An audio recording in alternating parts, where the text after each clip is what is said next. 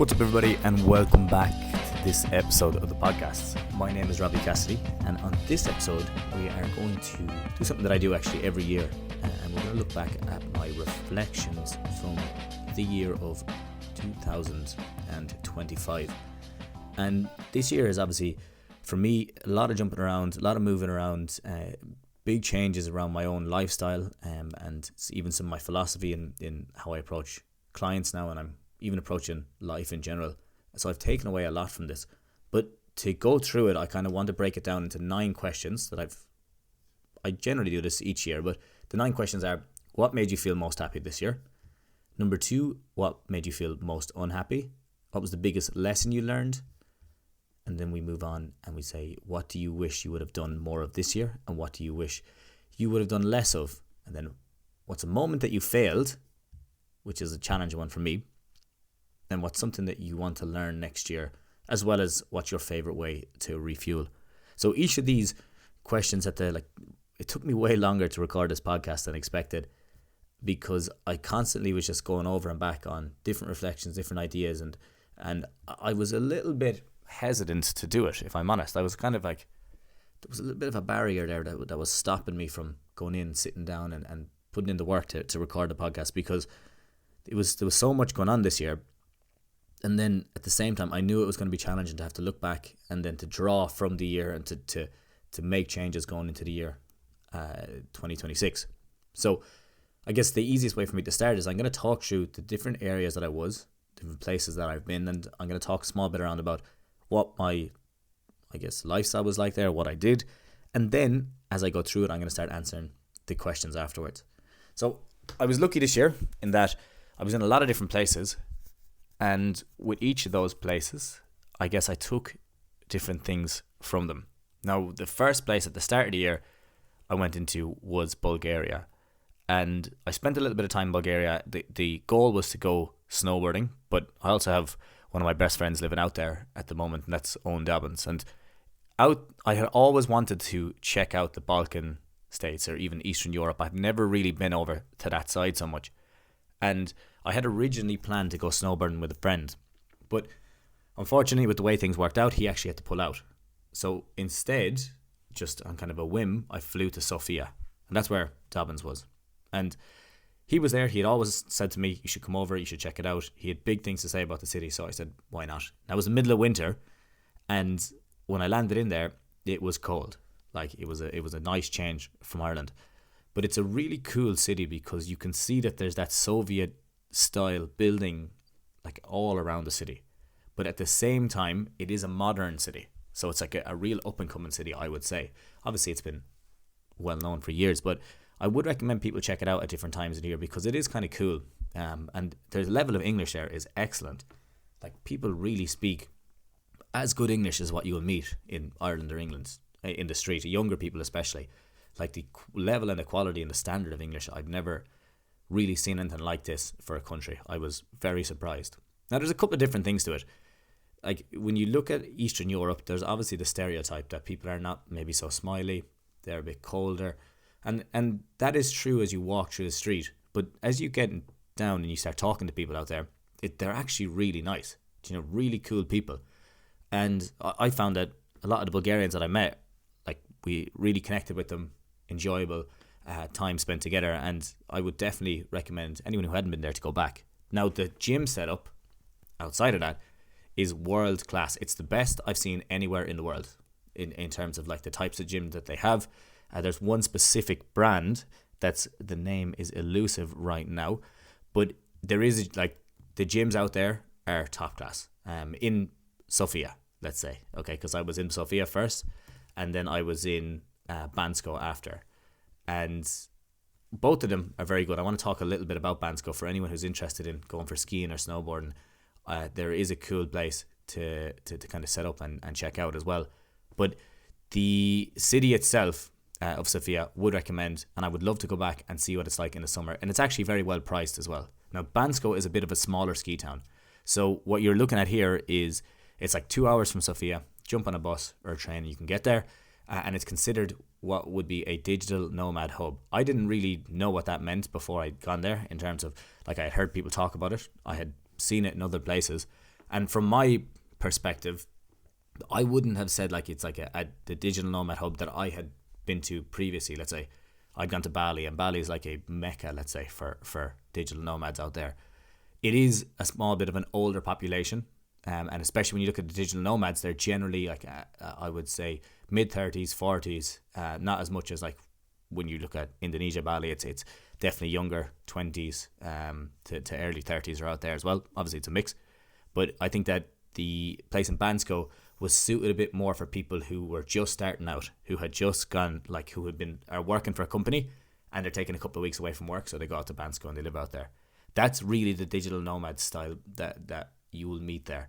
And when you look at, I suppose I was comparing it to Bali, it's like it's a lot more entrepreneurs in that area, like in Bali, versus there was a lot more people who just were working with their companies and they had taken their couple of weeks. So if you're in that position, it's a really cool place to go and set up for a couple of weeks in the winter and check out the mountains there, because the snowboarding and the skiing is actually very good as well. I enjoyed it. Now, obviously, if you have a really high standard, it might be different for you. But honestly, I thought the lines weren't that bad.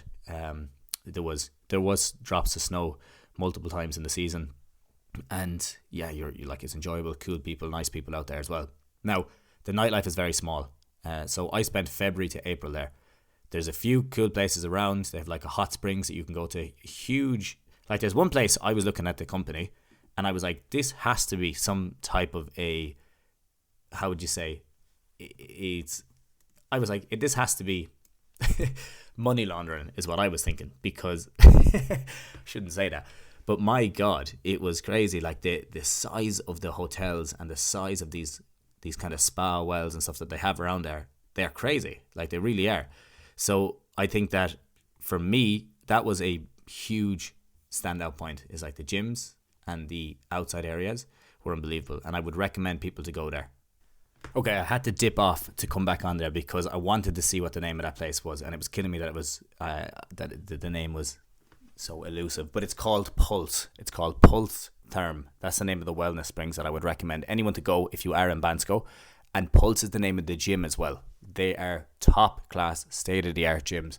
Like I've never seen anything like them, with the way the gyms are set up, and they have saunas and a wellness area in it as well.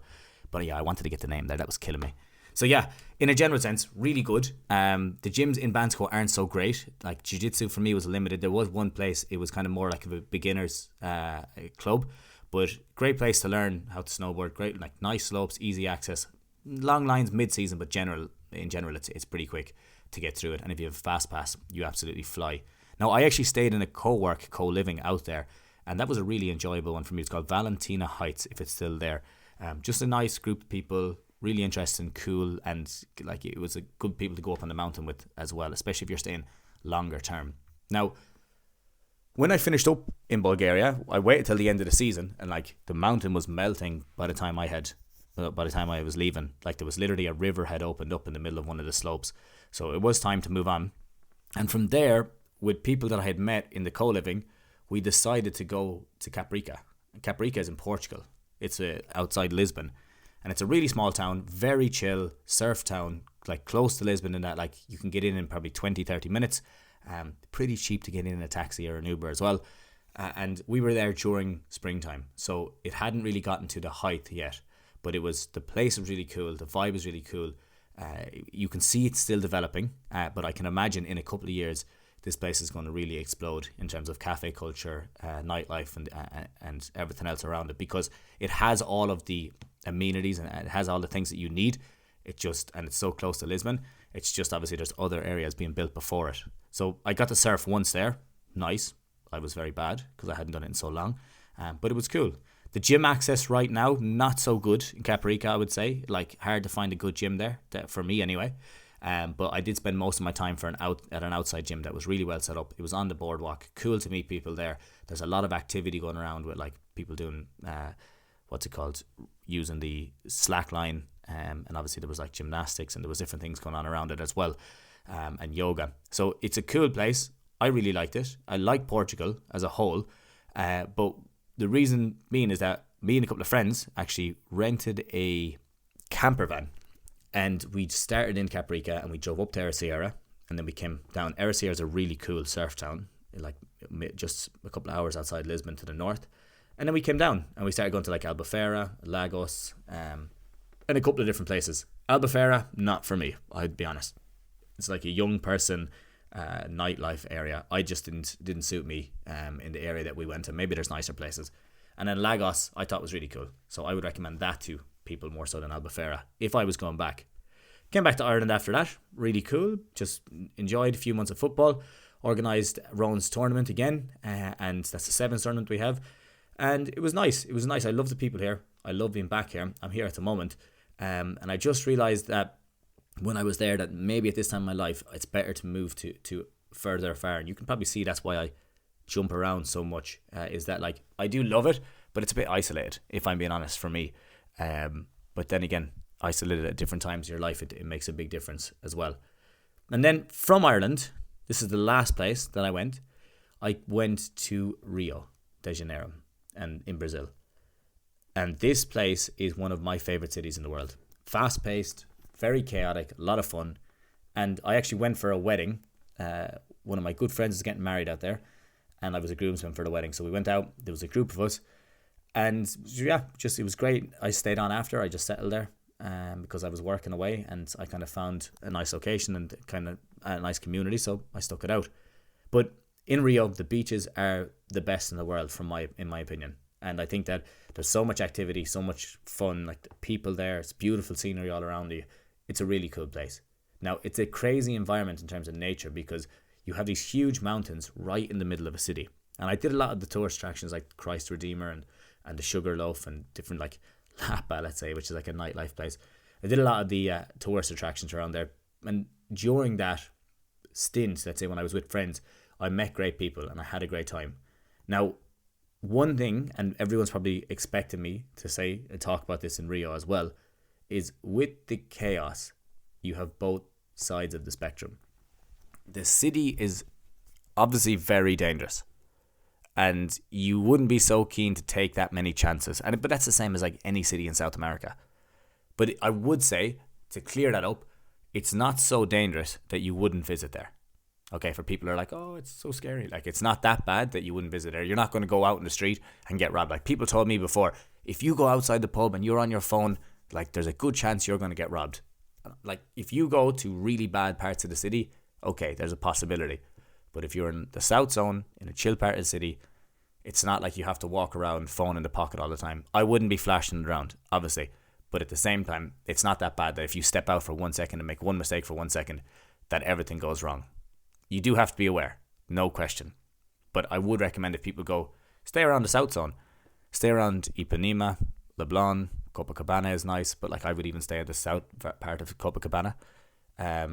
They're all really cool places. Sao Conrado is like another city just outside the city in the south, or it's another area, let's say. So there's lots of places you can go there. And it is a place that you can get so much out of. You just go, be smart, and don't be silly. Now, to get to the other side, so I was there for 5.5 months, and when you are in a place like that for 5.5 months, you often lack at times, okay? So you're not that aware, and sometimes then when you're not aware, people can try to take advantage. So I did have a couple of times, being open and honest, that people did try to rob me, and I got away, luckily, very, very luckily. One of them was actually in a car. I was sitting in an Uber. I had the window down. I'm not joking, probably a fist size. And we were stuck in traffic. And a young kid ran from the side and he tried to come straight into the window. And luckily he caught my phone, but then I kind of pushed the phone to the ground. And then he just disappeared. He just ran off. So that was one time. And then another time I was on the beach and I tried to pay. And then with my card, and the guy kind of took it off me. He was being kind of dodgy about it. But luckily I got it back in time. And he was trying to charge me €1,600 for a drink. So it was crazy. He actually got arrested like a week later from doing this crack, because he was obviously catching lots of people with it. So you do get reminded very quickly, okay, that if you lack, you are going to get caught. So there is a lot to that, but it is a place that I would recommend everyone to go to. Now, there is a clear divide in Brazil, more than I had seen anywhere in the world, between richer and poorer people. And one of the clearest parts is that the rich people will let you know as soon as possible that they have money. That is one of the clearest things. It's there's a real class system still there, and that was something that I noticed. Like a lot of the upper class, where you'll meet more in the South Zone, like not. I don't like to judge people as a whole, but I met more people that I was like, oh, I wouldn't be hanging around with you in that area, because there's a clear class system. So you have to be aware of that in South America. The longer you stay there, you'll see the classes.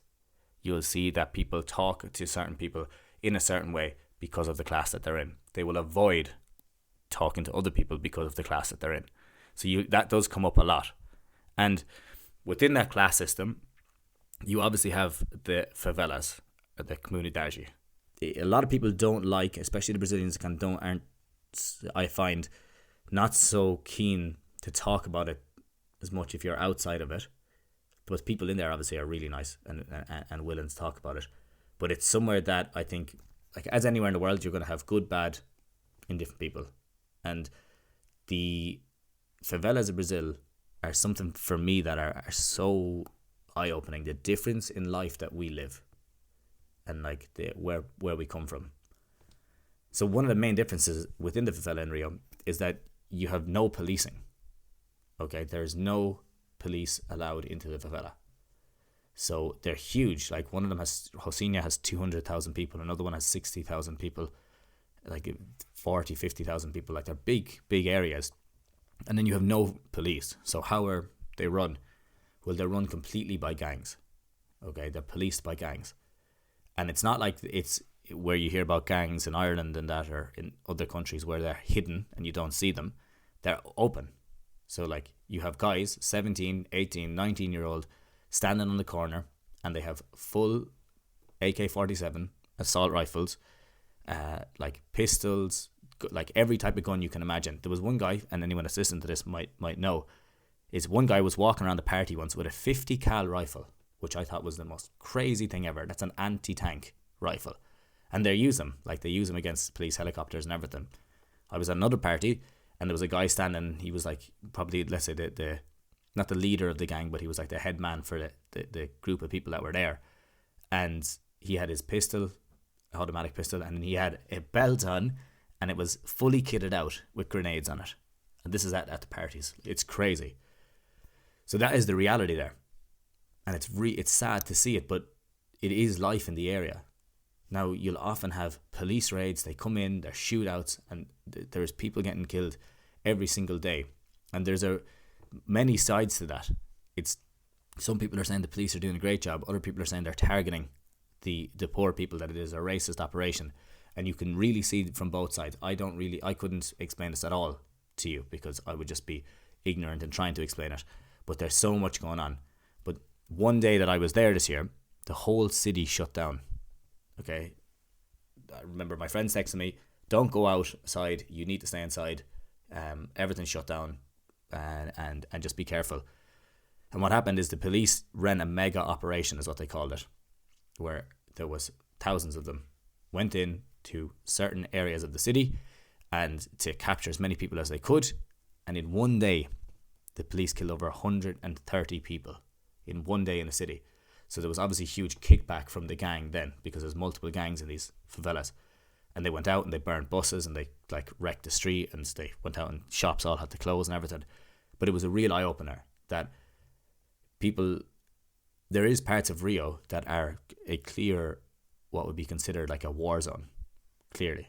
And there's shootouts and there's everything, there's that side to it. But it is more in the north side and the west side, let's say.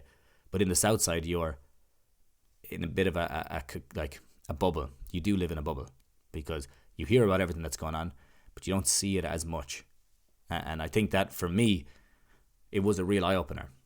When people complain of the difficulty of life, and they complain about like how challenging it is to live in Ireland at the moment, and how difficult it is to live at home, I can only compare it to that style of life, where it's like, I understand it can be really challenging and it's an expensive place and that, but at the same time, the level of safety that you have here and what you don't have to worry about.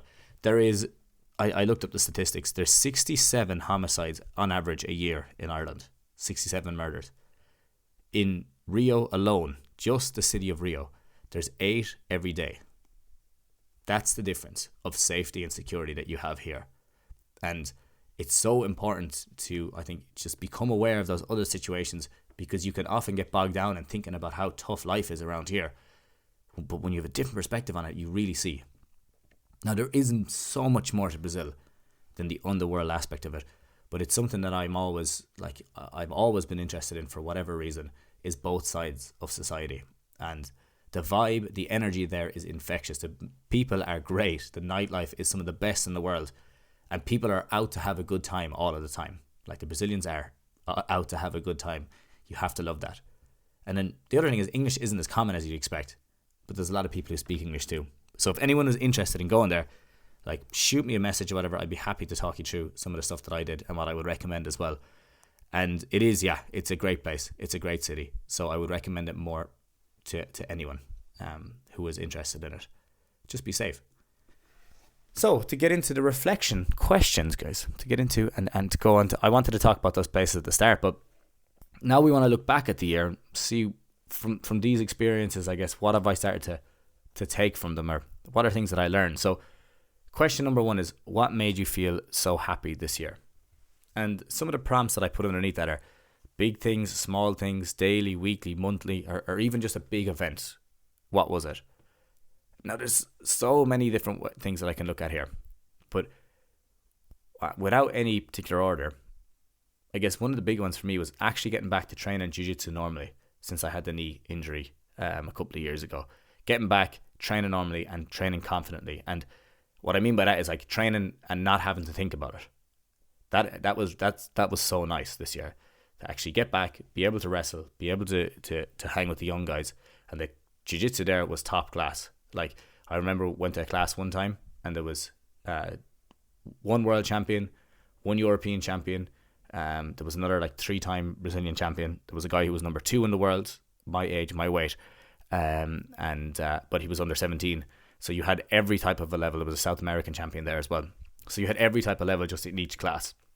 And it was really nice to be able to compete with these guys and not have to say to someone before, I need to watch my knee. Like that for me was a huge thing this year. It made me really happy to be able to get to that point. And the other one then is like learning snowboard and using snowboarding as a way to rehab better. So the reason that I went snowboarding last year and I changed from skiing to snowboarding is because I wanted that vibration and that kind of that instability, and I wanted to use that as a way of rehabbing my knee. So I had never done it before, but it worked really well, and I would recommend it to anyone. But the only thing is you have to be conscious and smart about how you do it. I was really conscious about my volume and my intensity and my load management. So I wouldn't go every day of a week. I would do 1 day on, 1 day off at the start. Then I might go 2 days on, 1 day off. But generally 1 day on, 1 day off worked really well for me to keep it in a place that I was able to recover. And then I would hit the gym outside of that to try rehab it as well. And then the other thing I think that really made me happy this year was actually being able to help people through situations. And especially when someone jumps on board and they say, look, I have no other option. They say, there's no light at the end of the tunnel. I don't really see any way that this can improve. And seeing people go from there and then to actually go and improve and really build it on themselves, that was huge for me. So a part of that, I think, it comes from understanding chronic conditions a bit more. Like, I've had such a variety of people coming to me this year, and I've been able to help a lot more people with back pain get back to exercise and regain confidence in their life and get back to doing what they want. And really, I'm just guiding them through it, and all they're doing is turning up and ticking the boxes, and it's great to see it. But then also we had huge success this year out of nowhere with rheumatoid arthritis.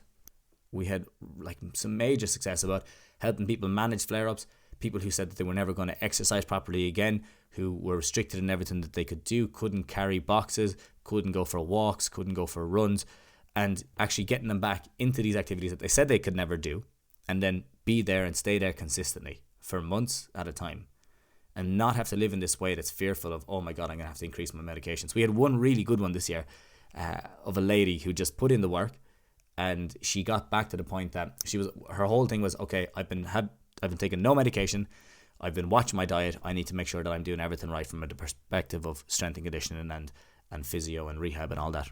So I said, perfect. We started to work on it. She said, I have a consultant review in September, and my goal is for him to say that I don't need to go on medications, or if I do, it's a reduced level of them. And I said, perfect. So we worked, we got everything in place, we did the strength work, we understood flare-ups, we started to manage our symptoms better. And when she went back for the review, he said that let's review again. We're going to, like, in 6 months, but he feels that she'd be able to go without it for the next 2 years. And that was huge for me, because I was like, I'm so happy that once someone puts in the work and they want to understand it and they actually want to change, they get the results. And I was delighted for her, because she has done everything right. And it's really like, it's not being 100% on all the time. It's been 70 to 80% right. And you can see then that it starts to pay off. So anyone who has rheumatoid arthritis, really simple one, is that you can manage your load well, but you also need to make sure that you are understanding how the load of your lifestyle can play on you. So if you have kids who are difficult to handle, or who are coming from a challenged environment, or who have learning disorders, you need to look at these, how that can impact you, and what days you plan your sessions around that. Okay? Putting the nose down and trying to fight through everything is going to cause you problems. So it's about, okay, what days do I get a little bit of time for myself? What days am I able to manage my sleep better, so that work isn't weighing heavy on me either? And that I know if I get a walk in, let's say you have arthritis in your foot. If I get a walk in, that I know what I'm doing for the next 2 days after, because there's a chance you have a little flare up the first time you do it and the second time you do it. And then it's about managing your distance and managing your time and what you do after it. And another one that works really well for rheumatoid arthritis, and this is one that we really focused on this year, when you do all your work and it does actually start to swell up, how do you react to it? So instead of reaching for painkillers and anti-inflammatories, what you can do that'll help is you start massaging it towards the lymph nodes. Okay? So let's say it's your foot. You start massaging it towards your ankle and up into your calf. Okay, you just nice and easy. It's sore. I understand that there's a lot of discomfort there. Just keep doing that. And then you do things like foot pumps, where you're trying to allow the lymphatic system to work on its own. And then after that, you might do something like a light walk, or a couple of light squats to a chair, or a couple of like toe raises or heel raises. Okay, and all you're doing is you're allowing the inflammation to move from one to the next and to clear itself naturally. So that has worked really well. Using massage with movement for rheumatoid arthritis has been a big breakthrough this year for us. So yeah, that's just something that you can take home. Now, we have a lot better systems to manage everything. I think that's a big one as well. And for me, that's huge, because then I can just say, look, focus on this. Here's the video. You can watch this, and this will help you to understand it better. Now, other things that made me happy: spending time with family, meeting new people, building relationships. My sister actually got married this year, which is really nice. I was the MC at the wedding, which was a bit of a shock, so I had to go in and keep talking. But yeah, it was enjoyable. As I said, we ran Rowan's tournament. It was a last minute thing, but we got it done. I was a groomsman at Larkin's wedding in Brazil, which was really nice. And another one was actually improving my Portuguese so that I could speak more fluidly with people, because that was something that I wanted to do. And I did have a time actually during the year where I was able to speak for hours to days at a time in just Portuguese and not actually have to use any English at all. And that was, for me, was a real, for myself, that made me happy. And the reason being is, it was nice to recognize that one of my biggest weaknesses years ago, especially coming through school, which was learning a language, like I really couldn't speak any language in school and I was ignorant to it, has now, like through work obviously, and a lot of pain and a lot of discomfort of working through it, I can say that if someone asks me how many languages you speak, I can say that, well, speak is one thing, being fluent is another thing, but I can communicate. And I can communicate in 3 different languages at the moment. And for me, that's been huge. And it's been a real eye-opener. So for younger Robbie, that's a pat on the back. Okay, I know that's a personal one, but it is for me, because it was something that I always was really challenged with. And now that I can, with the work, that I can actually see the results, it's been nice. And yeah, but one bad thing on that, I should say, one other side to it is that now at this stage, I can actually speak more Portuguese and Spanish than I can Irish, which is something that needs to change, I think. So I'm going to have to go into that as well. But otherwise, what else made me happy? Moving to a new place, having a community, setting up a new life, and yeah, going on that road trip to Portugal. And that last one, actually, very recent one, is I came back and completely unexpected, because I turned 30 this year. My mother, my sister, and one of my best friends actually organised a surprise party for me, and I was shocked. Like, I was absolutely surprised. I didn't expect it at all. Yeah, I was sitting upstairs with him on the couch watching the Premier League, and he was in no rush. Like, everyone was sitting downstairs waiting. I said, "Will we go down for a drink?" And he said, "Do you want to?" I said, "Probably could, yeah." And then when I went down, everyone was there. So it was a nice, it was a really nice time, and to have close friends who would do that. Now, what made me unhappy this year? This is a time that maybe had significant doubt, times where you felt you weren't fulfilled, you weren't enjoying an experience or an event. Why? What caused it? Did you not enjoy the whole thing, or was it just parts? So they're kind of the prompts that I had with this one. Now, when I look back at the year as a whole, there was definitely certain times between travel, like when I was on the road trip or when I'm moving country and setting up again, that the business takes a hit. And when you notice the business takes a hit because you're not, like, what I mean by that is, like, you're not taking on new clients or anything, because of that, it can be very challenging to manage your emotions. And that, for me, is like something that I'm aware of, is when I'm going to move country, it's going to take time, because it throws everything up in the air. And it actually takes a little bit of time to rebalance after that. Little plug there for the podcast, the Rebalanced podcast. But it does. It takes time to really rebalance after that. And in this period that you're trying to rebalance, and I hope that this is can be a takeaway for some people, depending on where you're at in life right now, is if you don't manage your emotions and your fears, everything, you'll notice that everything is a little bit more off balance. It's a bit more rocky. And during this period, I often see people, like for myself as well, but I see other people, they make decisions, like drastic changes and drastic decisions, and I don't think that pays off for them. And so it's like you're making emotional decisions during these times. And this is a huge thing with people working through a flare-up as well, is you don't want to make any crazy decisions. Like while you're in the middle of a flare-up, like you sign up for a surgery. That is a huge decision that people make it's an emotional decision based in the moment, and not thinking, what is this going to be like in a year's time or 2 years time or 3 years time. So I think that was a time that I wasn't happy as well, is within those changes, because I like routine, I like things to be set in place, but I also know that I'm the one who's doing that. So it's not exactly like I'm being forced to touch wood. It's I'm the one who's making those changes. Another one as well, actually, that was not so nice for me, is made me unhappy, is when I was in Rio, there was like 4 weeks that I got sick. I had conjunctivitis for a couple of weeks. I ended up getting staph, and like there was just all these couple of weeks, and then having a flu and stuff, that I was just sick. And when you're sick by yourself, away from home, it gives you a lot of doubts, and it's a challenging time to work through, because you don't really see any light, and you just want comfort. So that was a time, obviously, that I was unhappy, but luckily I was okay. Everything cleared up, and I found my love for it again. And then I also found I was not happy, honestly, with the way I acted in certain situations with friends, and I would like to even go back and change that if I could.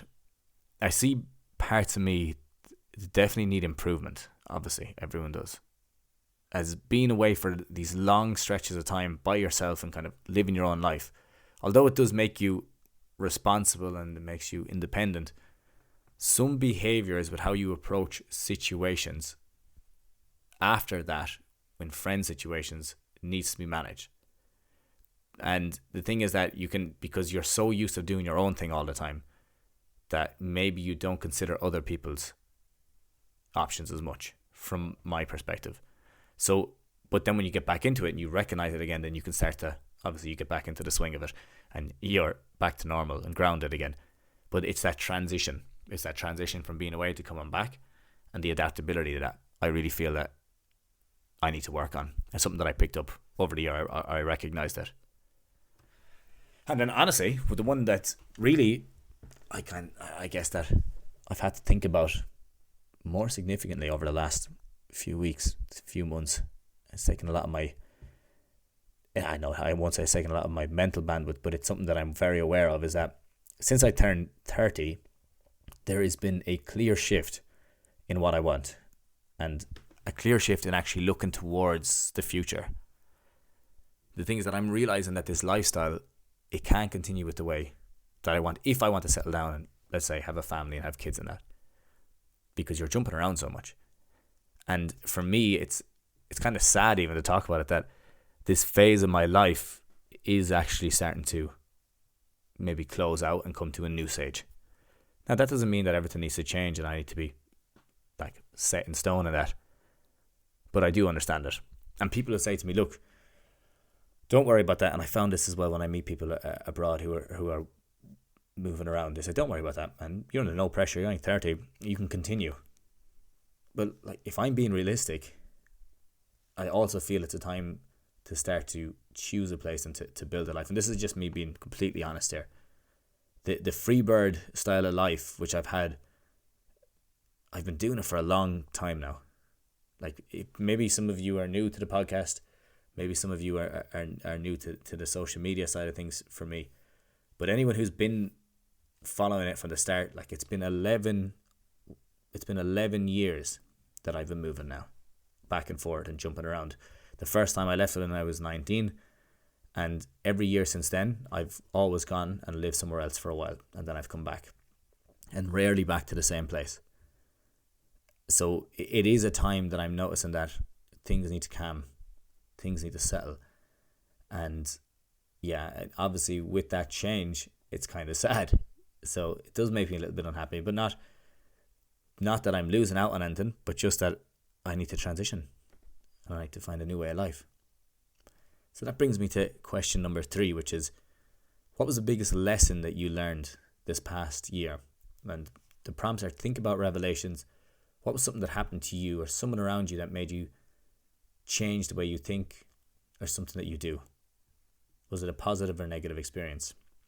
And in line with what I just talked about there, about this idea of this capsule, this time of life starting to change and a transition happen, I think that one of the biggest lessons, and I actually talked about this on my reflections before, but it's just really aware to me, it's apparent to me, is that life moves in seasons. And we can look at that throughout the year as well, and how the year moves in seasons. But not everything you do now you're going to be doing forever. The friends that you have, the experiences, they all come and go. And it's part of that process and part of that journey that really makes it, and I think that really makes life as well.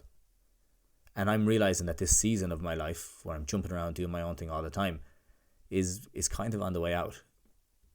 But in terms of a lesson, I do welcome that as well.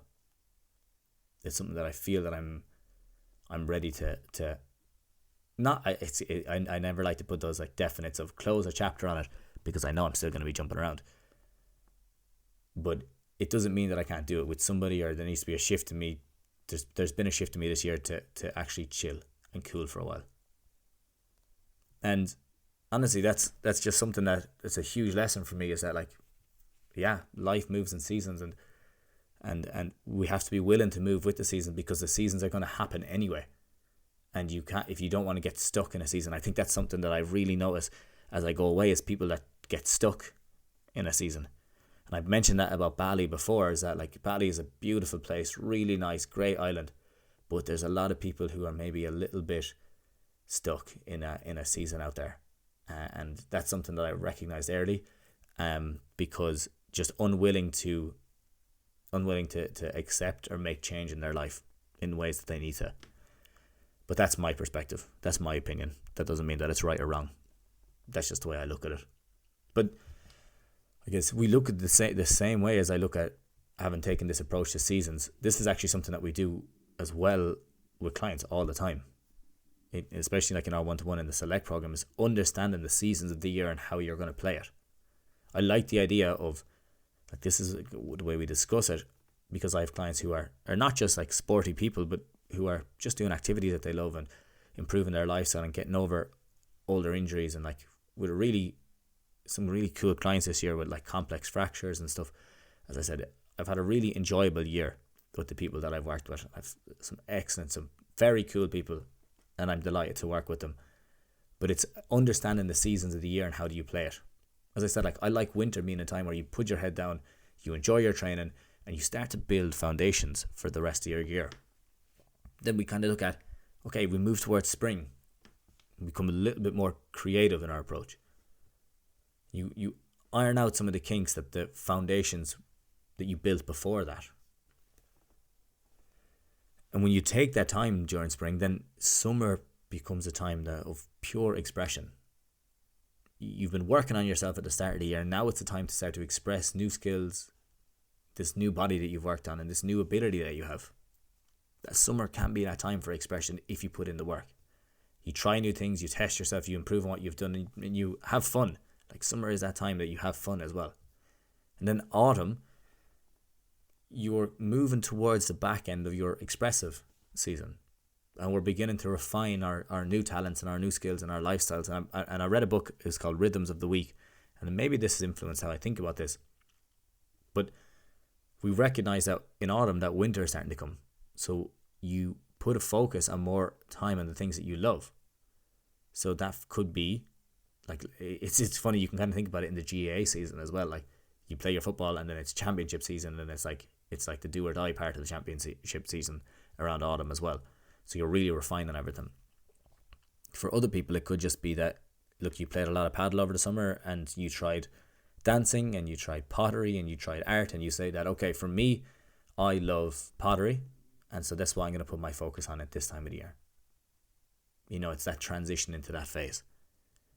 And when you are moving into that back end of the year, then I really think that end of autumn into winter, just before you get into your foundation building phase, it's a time for reflection. It's a time for looking back and seeing what worked well. What do we want to take with us into the new year, and what do we want to leave behind? We take this time into the office and we create plans and we start to improve for the next year, or make changes. Do you know, like making sure that your life is better this year, more better, I was going to say, is better this year than it was last year. And it's a phrase that we use with clients all the time. I do today what helps me tomorrow. You're always planning for that future. And it's one way to look at it, and I feel like it can be a nice way to plan your year, but it probably doesn't suit everyone to look at it that way as well. But for me, knowing about what phase you're in is really important. And as long as it aligns to your lifestyle, what you like to do, and that you're in a place that you're in peace, and that you have some activities that make you happy, and you have people around you that you enjoy being around, and you have control over the elements of your life that you like to have control over, and that it's not controlling you, and the body is not controlling you, you have control over it. I think that's a really nice place to be. Now, I would be wrong to not look at the lessons side also from a rehab perspective. And I know I did talk about this with rheumatoid arthritis a little bit earlier on, but I find that my perspective on rehab is changing, it's improving. I feel like I have a better understanding this year. So much more to learn, no question, really do. And I'm noticing that each year on itself, how much more I have to learn. But it's a process that I love.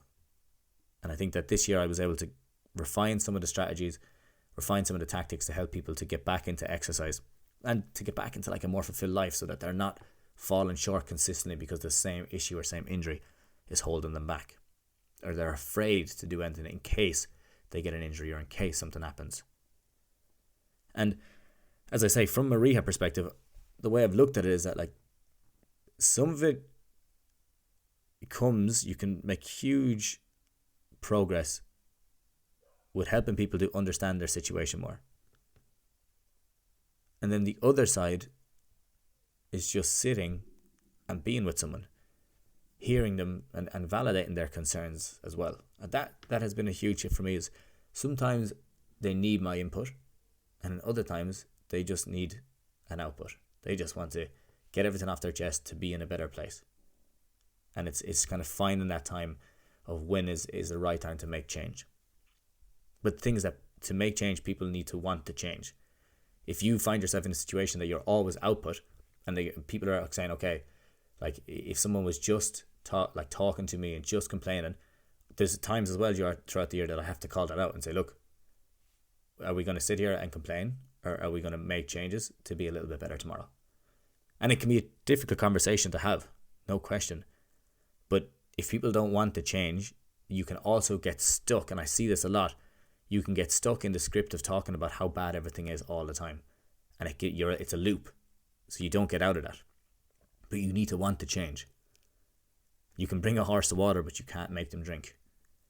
And sometimes it has to be highlighted that, look, you're talking about how bad this is all the time, even when you're making improvements objectively. And this was a big one with different ones that we had clients during the year. It's like, look, objectively you're making huge change here. You can do so much more, but subjectively you're just focused on what you can't do. And this is a limiting factor. Like, this is a huge limiting belief. You need to crack this belief and get rid of it. And the easiest way to do that is that just start talking a little bit different about it.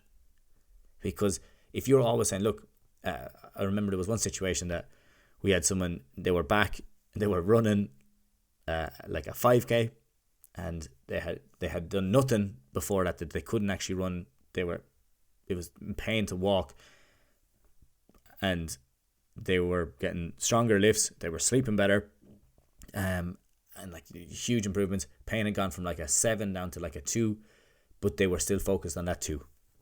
That 2 was the challenge. And we just had to have the conversation of, look, objectively things have really improved here, so subjectively we need to start working on our mindset. And the narrative and the script that you use to talk about yourself is extremely important, because the body isn't working against you. That happens. When you're dealing with an injury for so long, you start to feel like it's working against you, but that's not the case. It's just adapting in a way that I guess, for whatever reason, it's adapting. It's always adapting. Okay? And if the stress is heavier than the adaptation side, it can break down. And that's just a simple way of breaking it, like a really simple way of looking at it. If you're putting too much stress on it and not giving it any time to adapt, it will start to break down. So once you start doing everything you can, and this is a big one, and I really love this one, you put everything in place, you work on it, and then it's time. Time is your best friend. Time will help you heal, but we cannot rush time. That's a huge one. We don't need to have an injury or an incident to have pain. There's another one. I talk about this literally all the time, but oftentimes our life choices create bigger problems for us than you'd actually imagine. And then other times, I don't know what other way to describe it, but the soul is sending you a message to change. And you're not listening to that message, but it's coming out through your body instead. Something needs to change, and unless you make that change, it's going to keep sending messages. So being in tune with your felt sense is really important. Now, one, I guess, part for me that was, I've really enjoyed working with these people this year, but I've noticed like a lot more people have come to me this year on the back of some extremely challenging times. On the back of, they have chronic issues, chronic illnesses, chronic pain that has developed within the time frame, a very close proximity to losing a family member. It's amazing how, because you kind of see it in groups of people, but it's amazing how many people have come to me this year on the back of that, and they have had significant chronic pain. And in this case, a lot of the time, like, I'm not going to try gatekeep here. Like, I really wouldn't like to be gatekeeping, but obviously everyone's case is individual.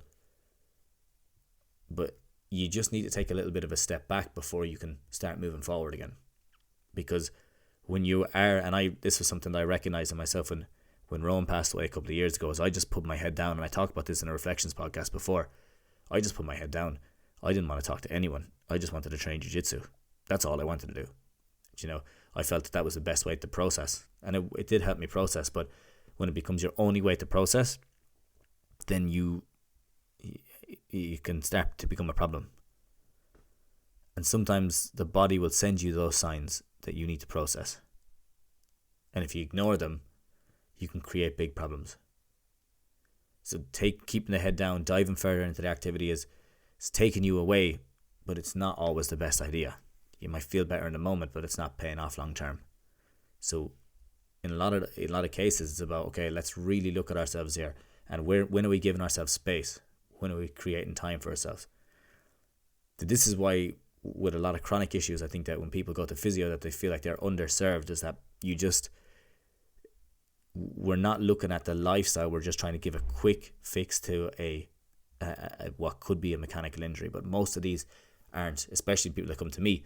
The majority of them, there could be a biomechanical base, but there's a lot more going on, and we have to make huge lifestyle changes for that to happen.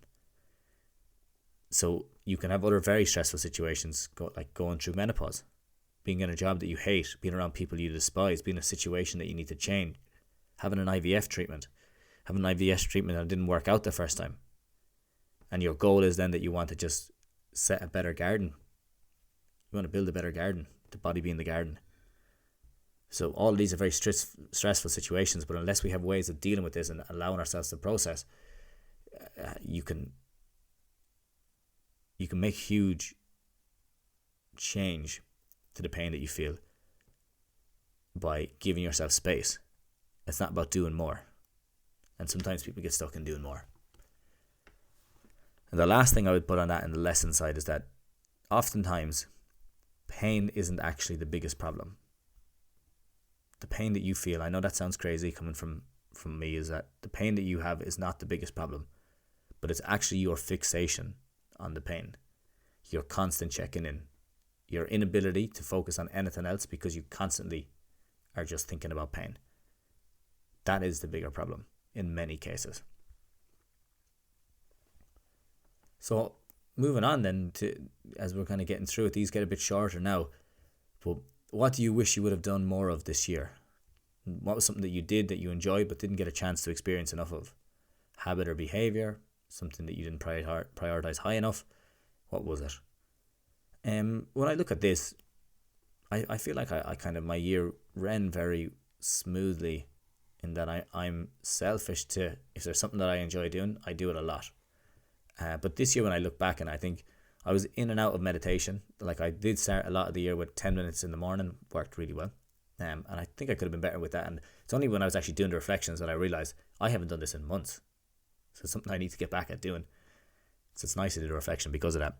Sleep schedule, probably not as good as it should have been. I noticed that I'm definitely going to bed later, waking up later, and that's impacting my sleep. And there was a lot of times that I started working late at night. In general, sitting down, reading fiction. Reading fiction. Yeah, I have been trying to read more of it, off recommendation from my sister. And I have been doing it, but definitely not as much as I should. Another one that I feel like I didn't do as much was exploring more Brazil or taking Portuguese classes. I stayed around Rio just because I had the community, had everything I enjoyed there, and I didn't take time to go outside of it. But I'll be back because I'll need to improve my Portuguese again. Another one then, journaling. I did do journaling. There was times, but it was probably like a once a week or once a month, like not that often. And the reason that I wanted to do this more is because I wanted to reflect on different incidences or experiences more, and I remember them a lot better when I jot them down. But one thing I did, and I'd actually like to bring this into next year, and this is kind of a funny one, was I actually got into writing little poems for myself. And it's been a nice way to kind of capture a moment, a thought process or an experience. It's actually been really nice for me. So I'm going to continue with that going into the new year. Try to do it a little bit more. But it's funny, like, I'm not going to be on the leave cert anytime soon. But for me, they're a nice way of capturing a moment. And then the last one I think on that was competing jiu-jitsu. I just didn't do any competing this year. Just did not prioritize it, and I should have prioritized it because that's an obstacle I have to overcome, because my last competition is when I tore my ACL. So it's time to stop being a little bitch and get back into it, I think, from my perspective. Now, question 5. What's something that you want to do less of next year? Honestly, this was a bit challenging because, as I said, I'm selfish with the things I like, and the things I don't like, I cut them out very quick. Moving around too much, even though I know I'm gonna because of the start of the year, because commitments I already made. Moving around is something I want to do more of, or less of next year. I want to be a bit more settled. social media scrolling, I honestly lost the run of myself at some stages this year with just wasting time and blaming it. And I noticed that I did it way more when I was more fatigued. That was a big thing that I picked up on this year. And then honestly, the other one is I need to start training jiu-jitsu with a gum shield, because I broke my tooth fighting out of a darce choke where my teeth grinded against each other, and I broke my tooth on the inside because I wasn't wearing a gum shield, because I'm an idiot. What else about it? But anyway, it'll get fixed and we'll be back again. Now, question number 6. What was your biggest success this year on a macro and a micro level? It could be anything big.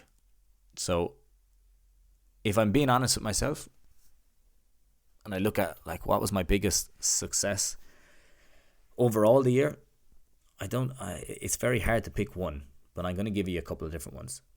But as I said, if I'm being honest, like I think realizing where I need to improve in my life and where I need to let go was a big one for me. Realizing the season and the phase I am in my life and being accepting of that, I think that's been a really nice one for me. And another big success, recognizing that I was healthy in jiu-jitsu, because I talk about it a lot where when you're dealing with an injury so long, you forget what it's like to be normal. And then, and I say this to clients all the time, so it was nice to experience it myself, where it's like, we're going to go and you're going to get better, and then you're not going to notice you're getting better. And then at a certain stage, you're going to be like, whoa, look at that. I'm actually feeling really good right now. And that's the moment. And I had that moment in jiu-jitsu multiple times where I was back healthy, I noticed that I was improving, and I was actually really enjoying it. And then the other thing was like helping the kids train.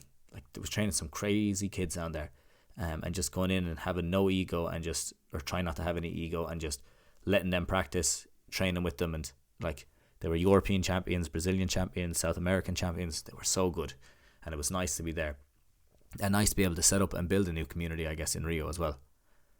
And then other things in terms of the business, being able to focus on who I actually can help and who I can't help.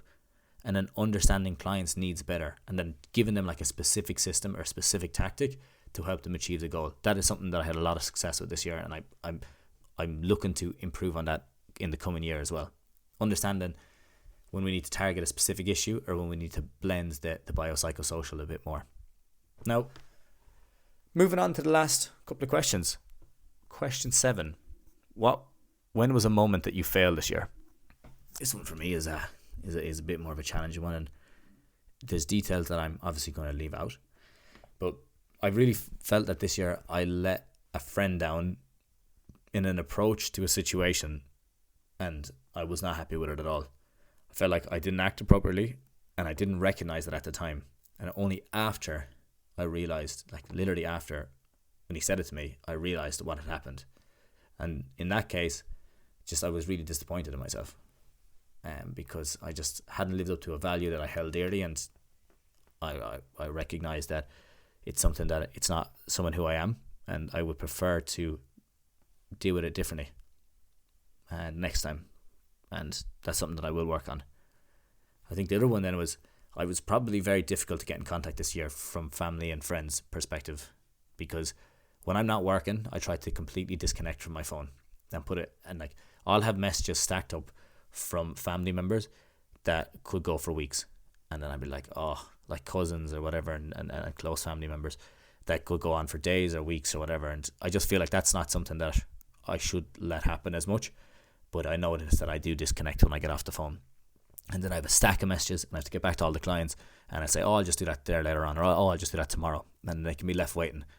And I imagine at times that can be challenging or difficult for them as well, and piss people off at the same time. So that is something that I need to improve on. Then what's something that you want to learn next year? This is a bit of a random one, but my plan is to go east this year for a bit of time. So I want to learn a little bit of Japanese, of all things. And my God, is it tough. Been using Duolingo, but we'll get through it. And I think the other thing is like refining the systems for clients. I really want, like, my goal when someone comes on board is that I want you to have strategies and tactics that you can use for the rest of your life, that you completely change your life and how you approach it and how you approach your health. And I want the best for everyone. And it's something that I feel if I put more focus into, there is definitely something bigger here, because we've had a lot of success in the last year. Like we've really, really had so much success, moving people into a better place. But I think that we can double down. I think there's more we can do in it. And I think that we can achieve huge things, especially in like the back pain, back to exercise group, where we're just having, like, people are coming in there and making huge change in just a couple of weeks. And then they go to the or select, where you're sticking longer term, and we're getting them back into, like, people who broken their leg in 5 places and we're told never to run again, and they're back running, they're back sprinting, they're back playing tennis, different things like that. That is huge. I just think that we can continue to improve on that. But I need to get better systems. I just need to keep improving the systems. And then understanding my own mind-body approach is huge. All of those things. And then a little cheeky one is just become a little bit of a better snowboarder and all that. That's kind of my little goal I have for myself. Now, what is your favorite way to refuel? Question 9, and the last question on these reflections. On this, what are something that you refuel? For me, I've noticed, like, spending time alone or taking a walk can work really well. But when I've spent too much time alone, like when you're in another country and you don't meet people that often at times, then it's actually spending time with family and friends, and spending time with people that you enjoy. Spending time with recharges my energy. And training is a huge one. I have to train. If I don't train, I don't feel as grounded. And just making time to physically, like, to just think about grounding myself. And honestly, one that I've picked up more over the last couple of years is praying and being grateful, and having, like, praying to God, being grateful, and whatever God you want, whatever God you work with. It's all the one God, I guess, depending on your religion. But yeah, for me, I just feel like that's been a huge thing, is improving the spiritual aspect of my life as well. And that's it. That's the 9 questions. And a little bit more on my own life and how it is, and got a little bit personal there at a few stages. So I hope that you were okay to listen on, and I hope that maybe you might have picked something up or maybe learned a little bit more about me, because yeah, if I can just, I guess the more I learn about myself, and better I'm able to help people as well. I wanted to just add a section here at the end called philosophy, because this is something that probably every year I should reflect on and look at. But my philosophy this year, I think some certain ways that it has been adapted, is that health is, for me now, it's more of an art than it is a science. I think that's a big one. I really do. Because there's all these scientific protocols, what works, and they're great for certain populations. But that doesn't mean it's going to work for everyone. And how you interact in your environment is huge. So you can never discount anything in health. It's always about understanding the impact of different times of the year and how your body can process symptoms and signs. You're getting into the winter, or over Christmas time, I had a lot of people who ran into flare-ups, and it was like, well, okay, but also your routine and everything has gone out the window, so we can't expect it to be 100%. So there's more to what we're looking at all the time, and we're always looking to build on it. Then fear can be much worse. You can actually, the fear of pain can be much worse than the actual pain experience. Now, fear does increase pain as well, but like the fact that if you step on a piece of Lego in the daytime, it's not that bad if you look at it. But if you step on it at night, your body just ramps it up as like a 10 out of 10 pain. That's just showing how fear can make pain worse. But oftentimes, after a flare-up happens, your fear of what happened and how you recount the story can be way worse than actually what had happened. And that's really important to understand. And your environment is always playing a bigger role on your health than you realize. Sometimes you just need a better script to talk to yourself better. Sometimes you just need to change your habits and behaviors and give it time. But you cannot rush your healing. And I made the point earlier on that the body is a garden and you're the gardener. And when you are the gardener, you need to pick and choose what you want there and what you want to remove. And if you just plant a lot of things and hope for the best and do them all at once, there's a low chance that it's going to grow, because you only have a certain amount of real estate in your mind and in your body, in your habits and in your behaviors, to really allow something to grow and to develop. So you need to put time into focusing on what you want to nourish for the year ahead. What do you choose are going to be important parts of your life? And then how do you water that plant? And how do you get rid of the things around it that are the weeds that are going to cause problems for it growing? If that means that you need to change your environment, if that means you need to change the people you hang out with, if that means that you just need to take a step back and review everything and then come forward again, then you need to do that. But if we don't actually focus on where we need to change in life, you'll get stuck in circles, life will pass you by, and it's going to be another year down the drain where you say, oh, just next year I'm going to get started, or next year is going to be a little bit different. And I grew up in a pub, and I live in a pub, and over the years I have met so many people, and I'm sure this has had a huge impact on the way that I work with people and the people that I meet. And I've always met people who said, oh, if only I did that then. And now they live in a much more challenging situation. So that's all I'm going to say. That's all I want to talk about. That's all my reflections are for the year. Ran a little bit longer. I knew it was going to be around about an hour, but it did run a little bit longer. I hope that you were able to take something from that, and I hope that there's just everyone can do your own reflections, and we can all come together and talk about it and chat about it in the pub, or in a yoga studio, or in a Pilates studio, or on the beach, or going for a run. Healthier options, I guess, as well. But yeah, I do really wish everyone Happy New Year, and I hope you've had a happy Christmas. But that's everything from me, and thank you all for listening. If anyone has any questions or I'd love to get your feedback as well. Write to me at RobbieCassidy_ or send me an email at info@themobilitytutor.com. And if you need help with any injury, we have the Back Pain Back to Exercise group program, and it's going to be kicking off.